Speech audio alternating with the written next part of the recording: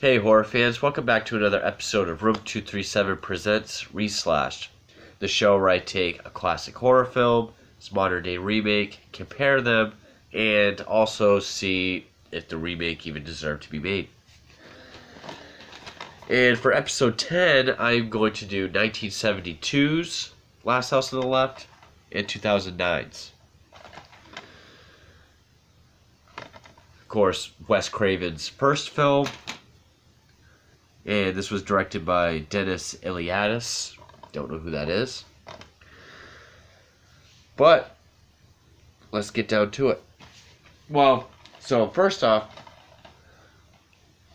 at first I was not a fan of this movie. I thought it was just crappily made, even though it is Wes Craven.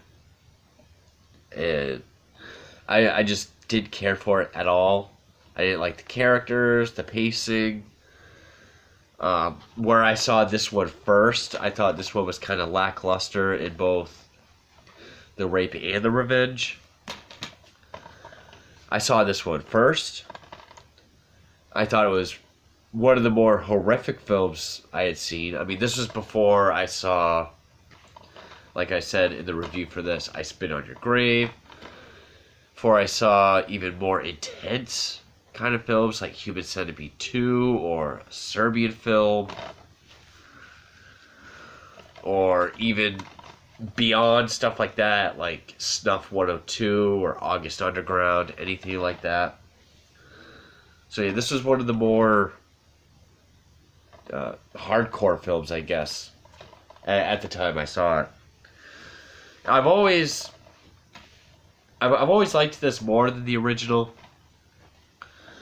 but rewatching this fairly recently, I found a new appreciation for it. I will say I see it for the classic it is.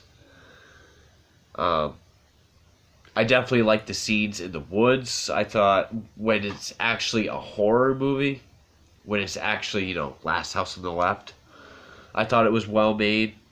I think, the camera angles, the grittiness, the music, and everything worked well. There's just a lot of stuff around it that I don't really care for. Sorry for the sniffles. I'm stuffed up again. So, let's start with the cast. Well, really, the only person worth noting in this would be a David Hess, who played Krug. He's the rapist, the killer. He's the big bad. He also did the music for this. He did several songs. But, the guy that plays his brother and whoever the girlfriend is, I don't know who's who with the cast, they all do fine with what they're supposed to do. Even Junior, who's kind of an obnoxious character in this, kind of does alright. The girls, Mary and her friend, because she has a different, a Phyllis in this one. They did a good job at being, scared and going through their ordeal. They did what they had to. But the one that really stands out would be David Hess. This one has a far better cast. Not just people you recognize, but so, a Garrett Dillahunt, he's the David Hess character. He's Krug. I wouldn't say he's as imposing or intimidating or, I guess, buyable, if that's a word. Like, I buy David Hess more as that character than I do him. What works more with him, with this actor, than being a rapist or a killer is how sadistic he is. Some of the little things he does aside from that, like in the beginning when he kills a cop, he's strangling him with a seatbelt and he holds a picture of his daughter in front of him. It says like something you'll never see again. Or, while he's assaulting Mary, he takes a very sentimental locket. He rips it off of her.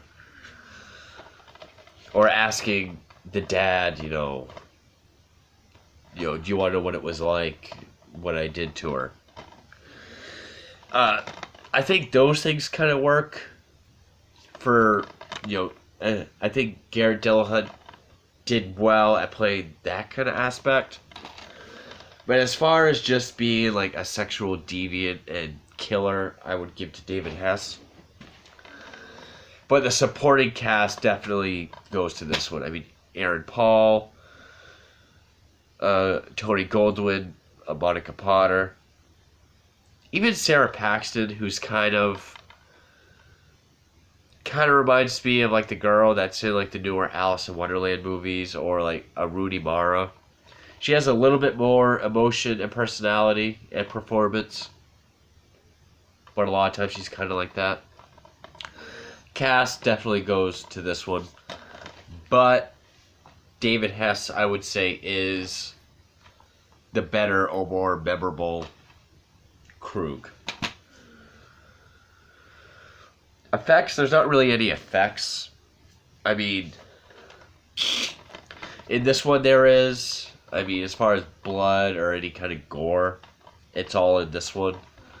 I like the effect of when Junior shoots himself in this, even though you only see the aftermath. As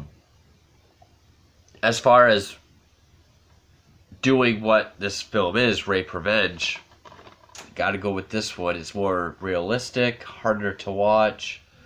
The rape scene is longer. It, obviously 72, they probably couldn't get away with very much of it. But I guess I would kind of count that as an effect because of just what kind of film this is.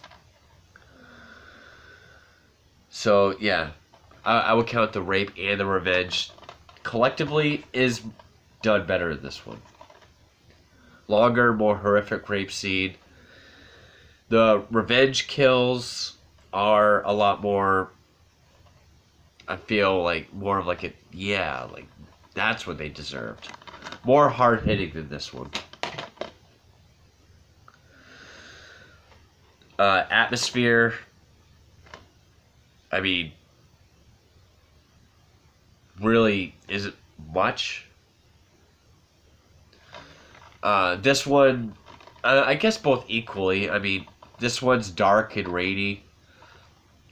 Feels like you're deep in the woods with no escape. While this one is more like gritty, grainy. Even more, I would even say with some of the angles they get during the woods scenes in this are kind of more snuffy. Looks more of like a snuff film. I might actually give that to this one. Scares, well, I mean, what, 5-6 minute rape scene?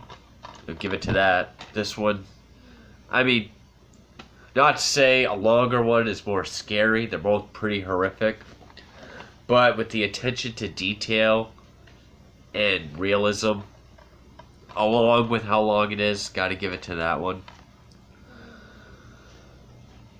Also, even like Mary's reaction when she's home and safe, but then she sees Aaron Paul and she realizes that they're now in her home. That was well done. But yeah, this is more of like a dread kind of film or anticipation than it is, a lot of scares. The killers, or villains, well, I guess I kind of already covered it. They're definitely, the whole gang of baddies in this one are more like bad guys in this. They're more of like, you can't wait for them to get what's coming to them. With this, it just feels like a gang of no-goods. Because the girlfriend is just kind of crazy. The brother, they make a point that he's a pedophile, but they don't really do anything with it. He's just a guy with a knife. Krug is really the center of the badness in this one. While all three are pretty evil people in this. Yeah, I would say this is more of the dangerous group to encounter, but I still think Krug is the more memorable of the central character. So which one did I like better? I would still think this one is a better made film. And as far as if it needed to be made, I mean, I don't think there were a lot of people banging on studios' doors saying, we need a newer version of this. Where's our next Last House on the Left? You know, I don't think it was really needed, but I do think we got a better version of it. Granted, the scenes in the woods, the way they're filmed with the music and everything, you know, the shit people remember, I do like that a lot more. I like the grittiness, the grain, the, you know, the raw, visceral, snuff film kind of quality to it. But overall, I think this is a better film. I don't think it really needed to be remade, but if we got a better version out of it, then I guess that's a surprise. So yeah. Last House on the Left. That is this episode, the 10th episode of Room 237 presents Reslash. Thank you for watching.